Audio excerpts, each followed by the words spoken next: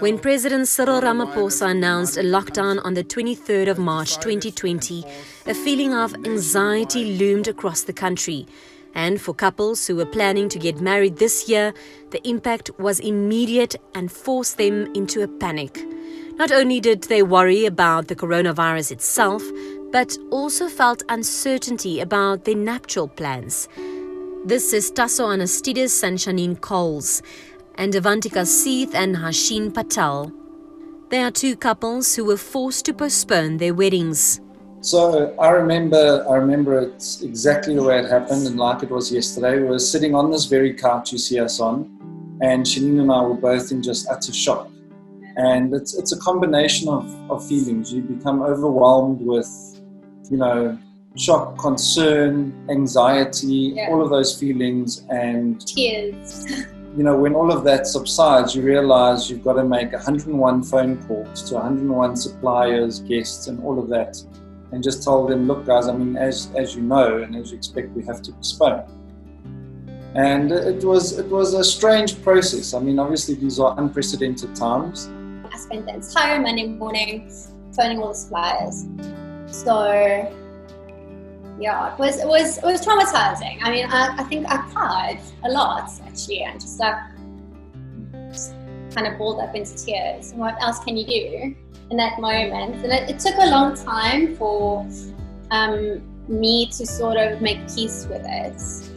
Even though I was already in action mode, I think I was also just quite stuck on my dates of my original wedding, because to be honest, it's engraved on our rings, it's embroidered on my bride's gown, it's on all of our thank you gifts, it's printed on everything. So when we get married next year, everything is going to say 28th of March 2020 on it. So like my dad said, we'll just pretend that it's the 28th of March 2020 next year, because you can't go and redo everything and reprint everything. We don't know if we can still go about having our wedding on our new date that has been set.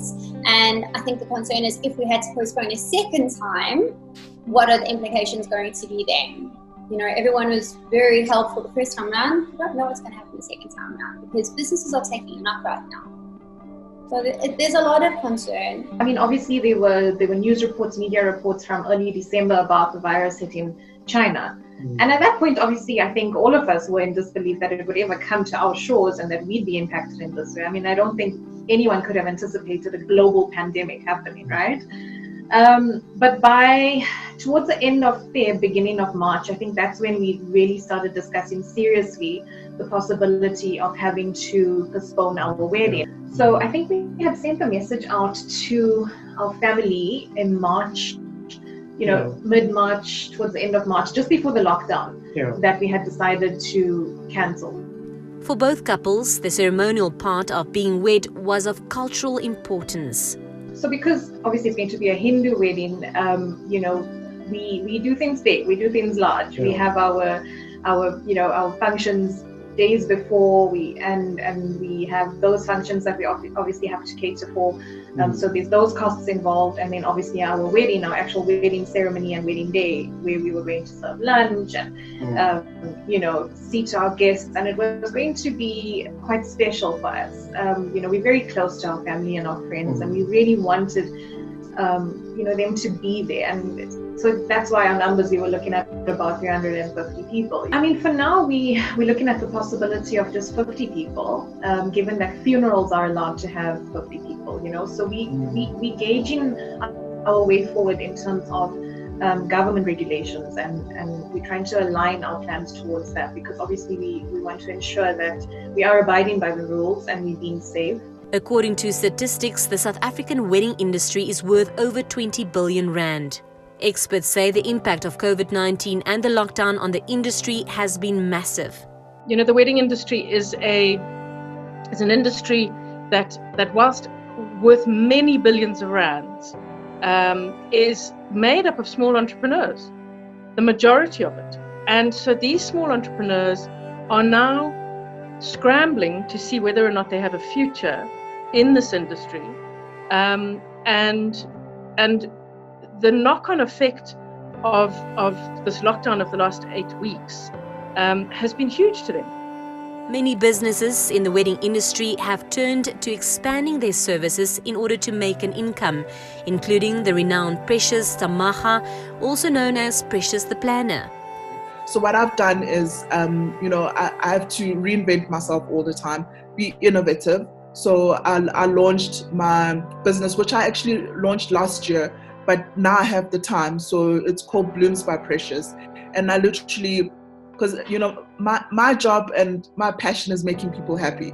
So if I bring that with flowers, why not? And doing intimate celebrations so I'm doing, it's called a celebration in a box. So we literally deliver if you're having a celebration at home, and you do the setup, or we do the setup with the client in the house, so that there's any personal contact, and they celebrate, and when they're done, we come back and fetch everything. So literally that's where we're moving. People are going to have more family orientated celebrations at home.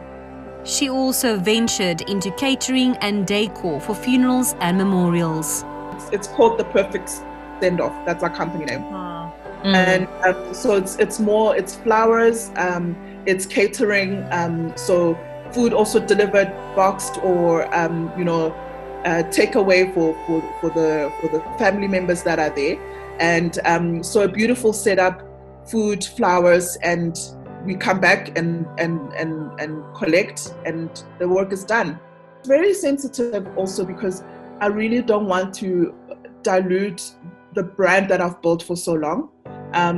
But so we're going to be very careful about how we communicate our service offering, because weddings and events, launches, that's my first love, and that's what my business is all about. So that's why the Perfect Sendoff is a totally different business, and it's an offering that has been requested. I've had people ask, and I've said no, but I had to think about it and see the amount of requests that come through versus what I've been doing for the last 9 years, and that's why the new business launch. Yeah. Cunningham says weddings will come back. Weddings will most definitely continue. There is no doubt about it. I think if you look at any great wars, you still have people getting married, having babies. That's the truth. So weddings will definitely come back. They may, even though you're allowed to potentially have more people, as the restrictions get lifted, they may choose to have smaller weddings, but not change the budgets. They may stick with the same budget. So this industry is incredibly resilient. It is having a very tough time now, but yes, weddings will most definitely come back. For the two couples, their plans are to make it legal first. The way I've sort of compartmentalized this in my mind, at least to help me deal with it emotionally, is to say, there's a difference between getting married and a wedding. Normally, yes, traditionally, you're supposed to conjoin the two on the same day. But where I'm going, right, there's a civil marriage and then there's the wedding part. The wedding part's a big celebration with the love and the family all being there. And that's, the dream that all of us women have. But at this point, we just want to actually get married. So even if it's just civil situation and we can actually be married, because we're already living like we're married. We're acting like we're married. So technically we should have been married 2 months. I think at this point we want to be still a bit more careful. We don't want to rush in and say just because it's allowed we're going to go ahead and have our wedding. It's still cold. The risks are still there. And the guests still have to book.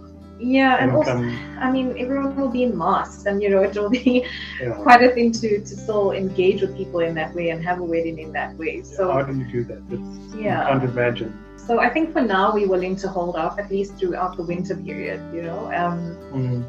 and just get registered legally and get married in that sense, and then have our traditional wedding at a later stage. For couples who are still uncertain about their wedding woes, the experts have advice. Now is the time to start putting away a little bit of extra money, a little bit that you can. And we understand people have also been affected in their jobs, so that may not be easy.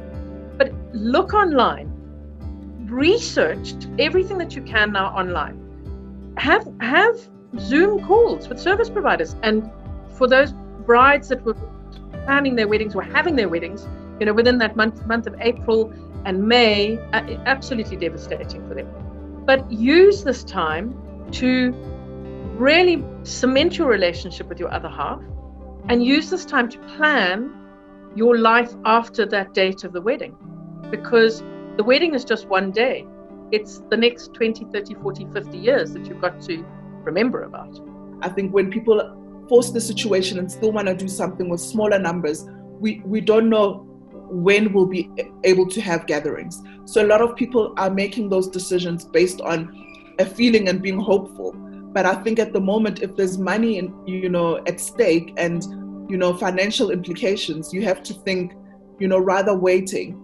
Love is not cancelled. You just have to postpone and wait a little bit longer. If it means you celebrate and have a small celebration at home with your family and the priest or the marriage officer, so that your anniversary date doesn't change, it's still special, but then you get to celebrate later. Just think of it as an elopement, but in your home, and you can invite everybody else to celebrate with you at a later time when everything is back to normal, hopefully very soon.